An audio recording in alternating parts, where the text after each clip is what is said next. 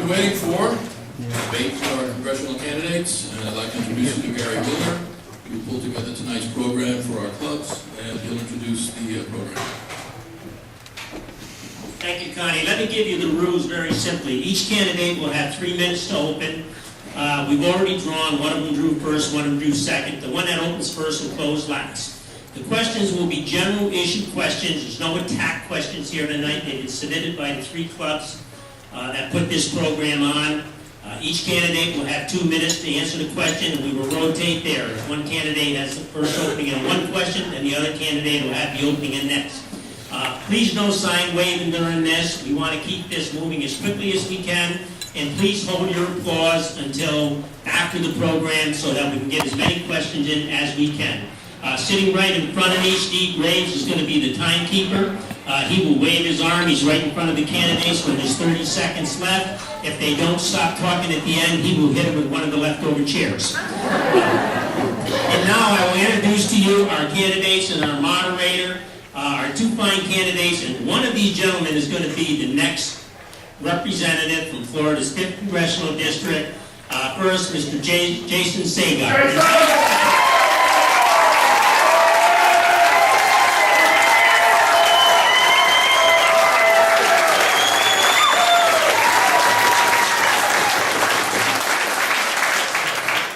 There is in order, and now Mr. Richard Nugent.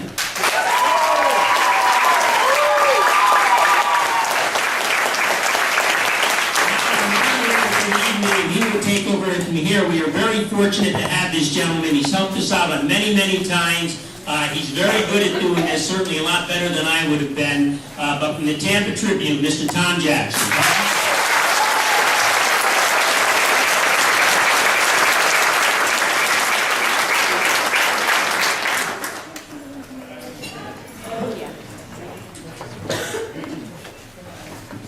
Who was here last week? Who was at the thing last week? Yes. Okay, good. I like that format, and I think that we should stick with that, where we 1 minute answers each, and any 30-second follow-ups that you all would like to pursue. But I think that wound up being a little bit more revealing than simply a press conference sort of arrangement. Also at this time, I would like to say that any use of the word refugiate tonight will earn extra points for the candidate that come in. So, having said that, we had a draw a little bit earlier. Sheriff Nugent won the draw to go first. 3 minutes, Sheriff Nugent. And you all may be seated. Apparently, I may not, but Well, good evening, everyone. Thank you for having us here tonight. What a great opportunity for both Jason and I to be here to tell you a little bit about ourselves, to answer questions that you may have. Well, that's a good idea. I'm Rich Nugent, and currently I'm sheriff in Hernando County. I've been in law enforcement now 37 years. In the last 10 as sheriff in Hernando County, and was re-elected the last time with 73% vote. I have a master's degree in criminology and a master's degree in public administration. I'm a graduate of the FBI National Academy. I've been married to my wife for 35 years. We have 3 great sons, all 3 of which are serving in the United States Army today. We've been blessed in this great country. It's really about where we want to go in our future. It's all about what is so messed up right now in Washington, D.C. We've lost our way. Those folks in D.C., the liberal agenda that has been put forth by Pelosi, Reid, and Obama is tearing this nation apart. It's great when you see people like yourselves involved, because honestly you want to take back Congress, you want to take back the White House in 2012, and we need to do that.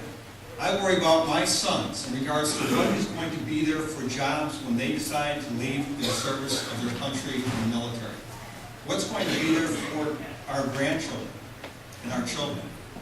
It's paramount today that we take back Congress. We have an opportunity in this congressional cycle to take back Congress and have a Republican majority in Congress. For the first time, since Obama took office, there's actually going to be a check and balance in regards to his unrestrained spending. You saw it again today. We spend money like there's no end in sight. But what it's doing to us, and I read this just recently, 40 cents of every dollar, 40 cents of every dollar that is spent by the federal government today is actually being taken from my children's future and your children's future. It is just an abomination that America has gotten to the point that we have in regards to overreaching the federal government, over-taxation, over-regulation, and out-of-control spending. And I don't know if I had a hand right there or not. So we're in this, I think you'll see both of us are passionate in regards to what we're doing. There's a difference, though, between myself and Jason. One is that I have experience. One is that I've had experience in leading a large organization, experience in budgeting, and experience in making cuts to make tough decisions. And that's what's going to have to happen in D.C., making tough decisions all the time. Thank you.